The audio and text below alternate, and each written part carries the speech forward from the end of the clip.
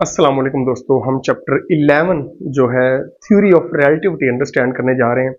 तो पहले लेक्चर में हम रिलेटिव मोशन को डिस्कस करेंगे, लेकिन रिलेटिव मोशन से पहले हम कुछ हिस्ट्री देखते हैं रिलेटिव मोशन तक पहुंचने से पहले। तो स्टार्ट करते हैं हम 1900 से। तो प्यारे बच्चों, 1900 से अगर मैं पहले की बात करूं, 1900 से पहले कुछ प्रॉब्लम्स हुए जो सॉल्व होने का नाम नहीं ले रहे थे। बात समझ आ रही? और 1900 से पहले जो फिजिक्स स्टडी की जाती थी उसको बोला जाता है क्लासिकल मैकेनिक्स। यूं कहें कि 1900 के आगाज में यानी 20th सेंचुरी के शुरुआत में कुछ चीजों में क्लासिकल फिजिक्स जो थी वो फेल हो गई।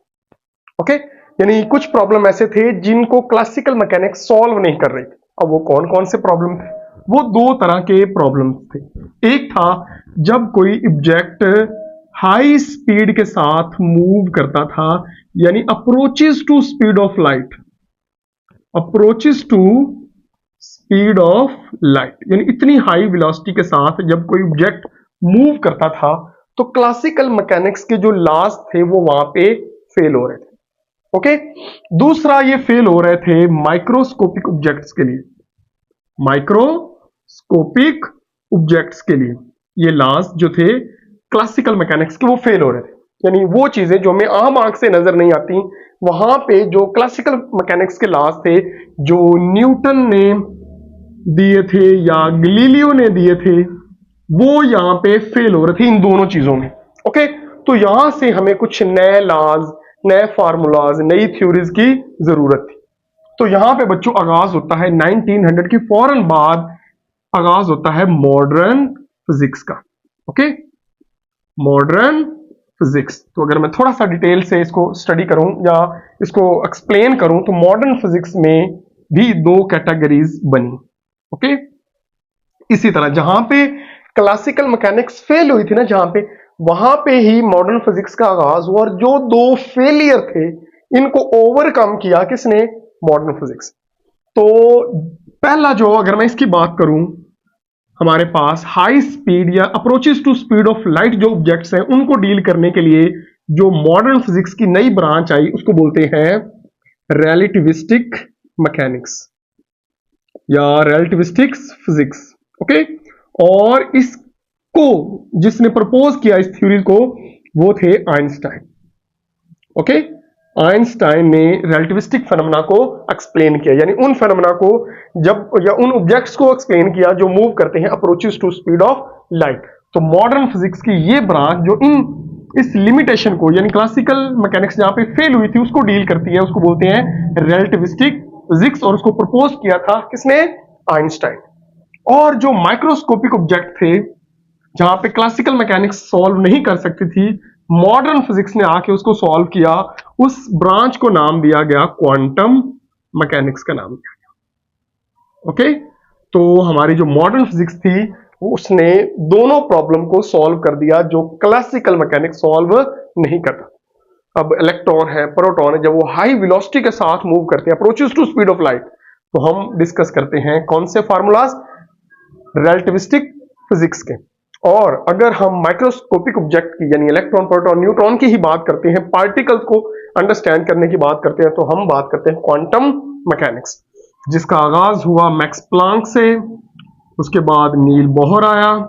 ओके, इसी तरह हमारे पास आया श्रोडिंजर, ठीक है, और हाइजेनबर्ग जैसे साइंटिस्ट आए जिन्होंने क्वांटम मैकेनिक्स की शुरुआत की। तो इस तरह हमारे पास जो ये ब्रांच है उसको बोलते हैं मॉडर्न फिजिक्स। लेकिन अगर ये दोनों चीजें आ जाए, यानी ऑब्जेक्ट जो है वो हाई वेलोसिटी के साथ भी मूव कर रहा हो और माइक्रोस्कोपिक लेवल पे भी हो, तो अगर दोनों प्रॉब्लम आ जाए तो दोनों को मिल के सॉल्व करती है क्वांटम फील्ड थ्योरी।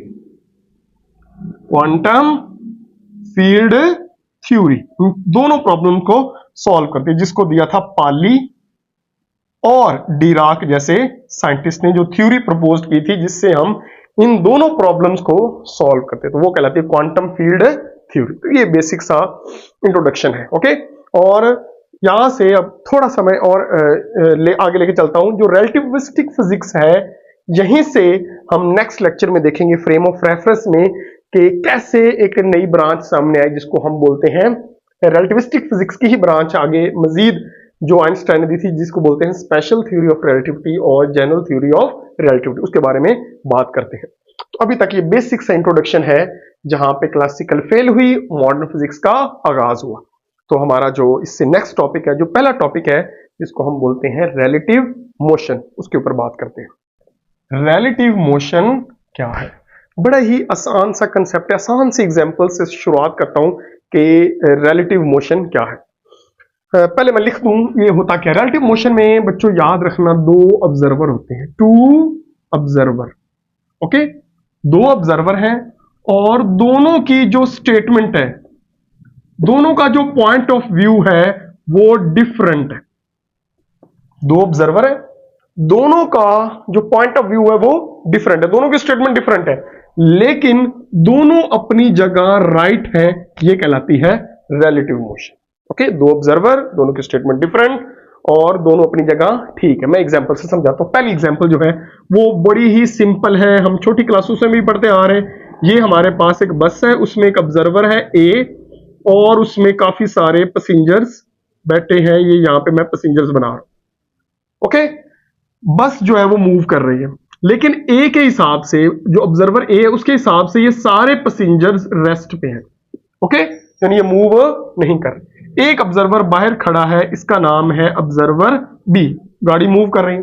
अब जब ऑब्जर्वर बी देख रहा है तो गाड़ी मूव कर रही है, इसके हिसाब से पैसेंजर मूव कर रहे हैं। तो ए के हिसाब से ये रेस्ट पे है, बी के हिसाब से ये मूव कर रहे हैं। तो हमारे पास इस तरह की मोशन को हम बोलते हैं रिलेटिव मोशन। देखो, दो ऑब्जर्वर थे, दोनों की स्टेटमेंट डिफरेंट थी, लेकिन दोनों अपनी जगह ठीक थे। तो ऐसी मोशन को हम क्या नाम देते हैं? Relative motion. इस तरह के आप लातादाद एग्जांपल्स ले सकते हैं। जैसे कि हमारे पास एक बस है, ओके, बस के अंदर एक लड़का है और वो बास्केटबॉल को जमीन के ऊपर मार रहा है ऐसे, और यहां पे एक ऑब्जर्वर खड़ा है, इस ऑब्जर्वर का नाम है ए, जो इसको ऑब्जर्व कर रहा है। तो इस ऑब्जर्वर के हिसाब से बॉल नीचे जा रही है और नीचे से किधर जा रही है? ऊपर, इस तरह स्ट्रेट लाइन में क्या कर रही है? मूव, और बस इस डायरेक्शन में मूव कर रही है। ओके, लेकिन जो ऑब्जर्वर बी है बस के बाहर, उसके हिसाब से जब बॉल नीचे से ऊपर गई तो बस यहां पे पहुंच गई, यानी ए पॉइंट से बस कहां पे पहुंच गई? बी पे। फिर जब बॉल नीचे आई तो यहां पे पहुंच गई। तो बी ऑब्जर्वर के हिसाब से, जो दूसरा ऑब्जर्वर है उसके हिसाब से, बॉल ने पहले इधर का डिस्टेंस कवर किया फिर इधर का, तो ये just like a projectile motion हुआ ऑब्जर्वर बी के लिहाज। लेकिन जो ऑब्जर्वर ए था उसके हिसाब से बस में यूं ही वो बास्केटबॉल को फेंक रहा है, ये देखना, लेकिन बस क्या कर रही है? मूव। तो बाहर जो बंदा देख रहा है उसके हिसाब से बॉल ऐसे गई और यूं आगे मूव की। तो बाहर वाले के हिसाब से उसका पाथ ऐसा था और अंदर वाले ऑब्जर्वर के हिसाब से उसका path straight up and straight down. तो इस तरह की मोशन को हम बोलते हैं रिलेटिव मोशन। तो बच्चों, आई होप आपको रिलेटिव मोशन का कंसेप्ट क्लियर हो गया होगा। इस तरह की आप अपने माइंड से कोई एग्जाम्पल बनाएं और फिर आप चैट जीपीटी से पूछें कि क्या ये रिलेटिव मोशन के हिसाब से ठीक है या नहीं है, तो आपको अंदाजा हो जाएगा। मजीद आप एग्जाम्पल देखना चाहें तो आप गूगल वगैरह सर्च कर सकते हैं। तो ये बच्चे हमारा छोटा सा टॉपिक था रिलेटिव मोशन। मिलते हैं नेक्स्ट टॉपिक में फ्रेम ऑफ रेफरेंस में। तब तक के लिए अल्लाह हाफिज़।